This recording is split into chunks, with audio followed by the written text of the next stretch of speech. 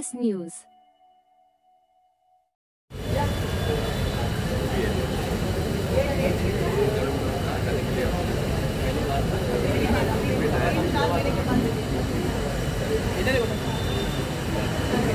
त्यानंतर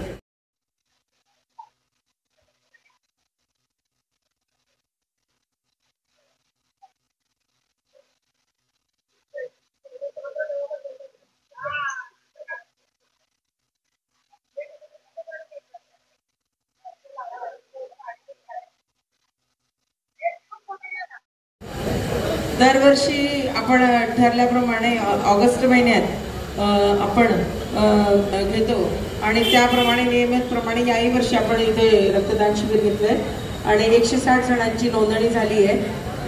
तर बघू, दरवर्षी 100 क्रॉस आम्ही करतोच रक्तदानासाठी आणि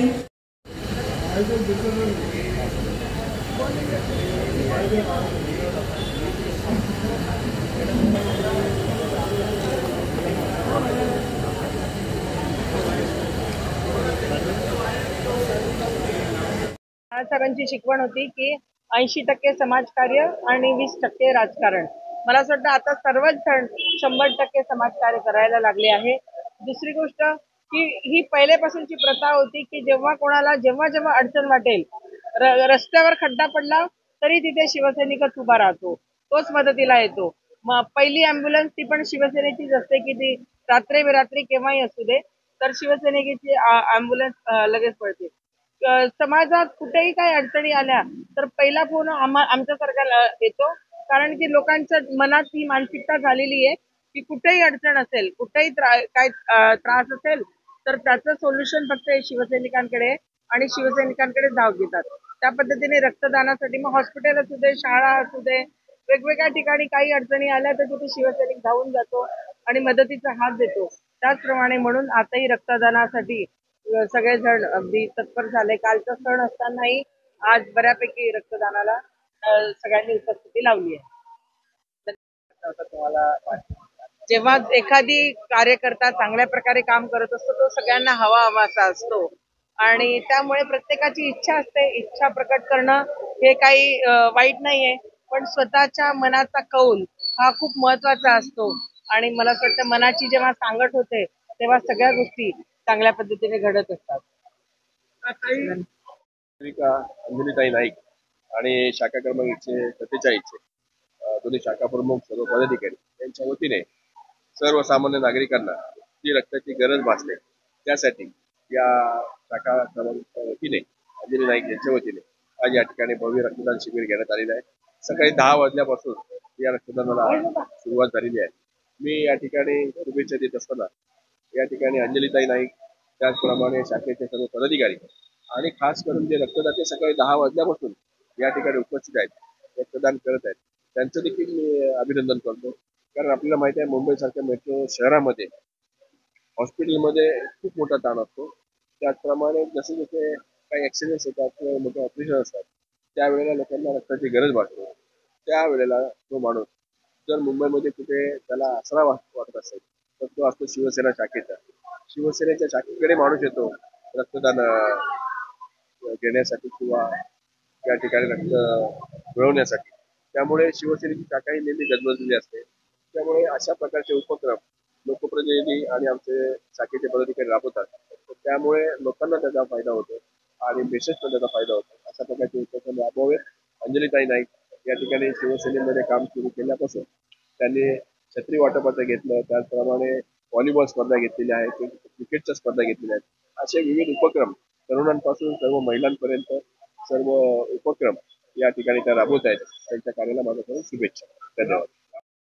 नक्कीच माननीय एकनाथ शिंदे साहेब यांच्या नेतृत्वामध्ये आणि त्याचप्रमाणे खासदार शेवाळे साहेब यांच्या नेतृत्वामध्ये या जिल्ह्यामध्ये ज्या प्रकारे विकासाची कामं झालेली आहेत, जो निधी अपुरा पडत होता पूर्वीच्या सरकारकडून, तो निधी शिंदे साहेबांच्या सरकारमध्ये, महायुतीच्या सरकारमध्ये आपल्याला भरपूर मिळाला आणि त्यामुळे साहजिकच आहे अंजलीताई नाईक यांच्यासारख्या लोकप्रतिनिधींना अशा प्रकारचे काम करणारे नेतृत्व पाहिजे होतं आणि त्यामुळेच या वॉर्डाची ताकद आता वाढलेली आहे। येणाऱ्या काळामध्ये या शाखेवर, या प्रभागावर शिवसेनेचा, महायुतीचा भगवा झेंडा फडकेल असा विश्वास मला आहे। धन्यवाद।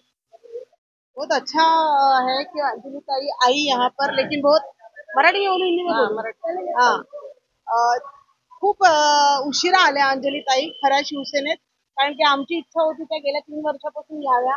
आम्ही त्यांना हाक पण मारली होती, तेव्हापासून आतापर्यंत आल्या असत्या तर साहेबांचं सहकार्य जसं पूर्ण महाराष्ट्राच्या सर्व पदाधिकाऱ्यांना आहेत, आमचे शिंदे साहेबांचे जे सहकार्य आहे ते अंजली ताईंना पण आज जवळजवळ मला वाटतं गेल्या 4-5 महिन्यापासून अंजली ताई आल्यात आणि त्यांना ते दिसतंय की किती सहकार्य आम्हाला या शिवसेनेत मिळतंय आणि त्याच्यामुळे त्या प्रत्येक रविवारी काही ना काही उपक्रम राबवत असतात आणि त्याच्यामुळे त्या उपक्रमात म्हणून मला आठवण करून द्यावीशी वाटली की त्या स्वतः पण रविवारी झोपत नाहीत आणि पदाधिकाऱ्यांना पण आणि कार्यकर्त्यांना पण त्या झोपून देत नाहीत.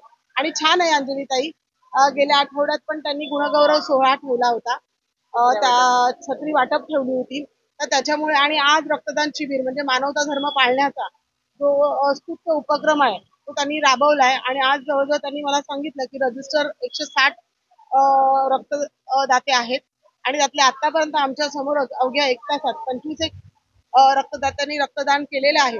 तर त्याच्यामुळे खूप छान असा उपक्रम आहे की आपल्याला फार गरज आहे अशा सगळं महाराष्ट्रभर सगळ्या कार्यकर्त्यांनी, नगरसेवकांनी आणि शिवसेना पदाधिकाऱ्यांनी जे कार्यक्रमाचा गेल्या 3 वर्षापासून शिंदे साहेबांच्या मार्गदर्शनाखाली कार्यक्रमाचा जो सपाटा लावलाय, उपक्रमांचा सपाटा लावलाय, तो त्याही पार पाडतात आहेत आणि असंच त्यांचं कार्य चालू राहू दे आणि येणारी निवडणूक ही आपल्याला जिंकायचीच आहे आणि आपला महापौर बसवायचा आहे. तर त्याच्यामुळे येणाऱ्या निवडणुकीमध्ये 147 मध्ये भगवा फडकेल अशी अपेक्षा ठेवते.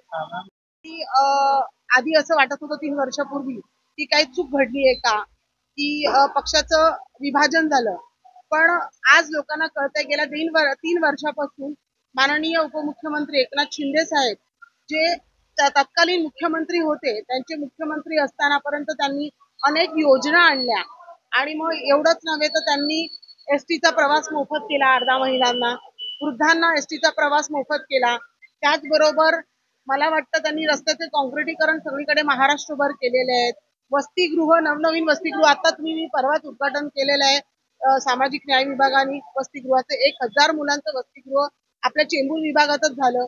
अशा अनेक प्रकारच्या उपक्रम आणले आणि घर बसल्या एवढंच नाही तर लाडक्या बहिणींना 1,500 रुपये सुरू झाले. येणाऱ्या रक्षाबंधनच्या आधी पण त्यांच्या खात्यात लाडक्या बहिणीला लाडक्या भावाची भेट मिळणार आहे. मग असे कार्यक्रम कुठल्या पक्षात चालू आहेत मला सांगा, जे महायुती सरकारमध्ये चालू आहेत आणि ही ज्या पद्धतीने योजना राबवतात आहेत, सामाजिक बांधिलकी जपतात आहेत, आज जनसामान्यापर्यंत पदाधिकारी पोहोचतात आहेत आणि साहेब स्वतः जनसामान्यापर्यंत शासन दारात घेऊन जातात आहेत. मग अशी महायुती सरकार यायलाच हवं आणि ही जनसामान्यांची इच्छा आहे आणि मी शाश्वती देते आणि मी ठामपणे सांगते की या निवडणुकीत, महानगरपालिकेच्या निवडणुकीत आपला भगवा फडकणार. धन्यवाद.